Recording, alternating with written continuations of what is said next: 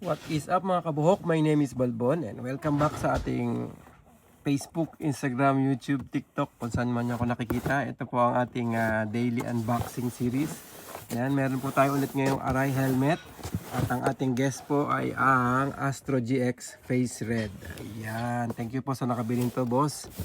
Ayan, sa mga bagong pasok po, dito po ako sa Tokyo, nakabase at dito po magagaling ang inyong helmet.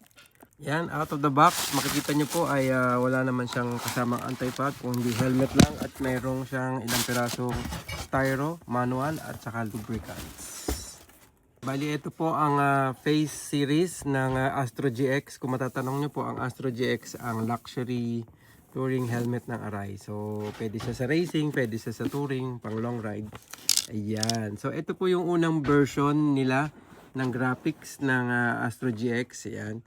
Napakaganda po siya, kulay Ducati. Yan, kasi Ducatista po yung ating may-ari ng helmet. Yan.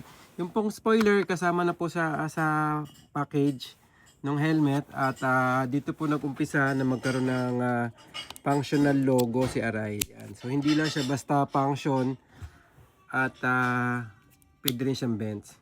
Yan, tapos dito po sa harapan meron silang vents. Before kasi meron siyang lumalabas na parang paano ba yun?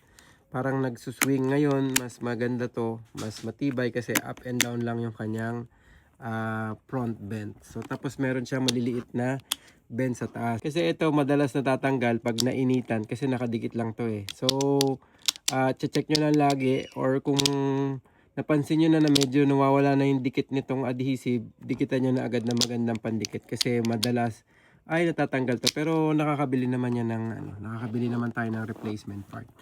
Yung pinaka-exhaust sa likod ay nasasarado at nabubukas.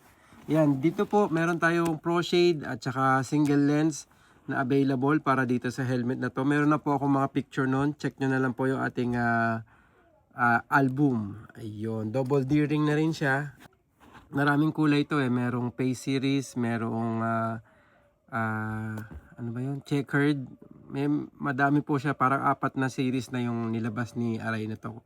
So kung interesado po kayo sa ganitong model, mag-PM lang po kayo sa helmet ni Balbon. Yun mga kabuhok. Ganda nito, Astro GX. Gusto ko rin bumili to eh. Medyo yung bukana nito mas malaki na sa normal.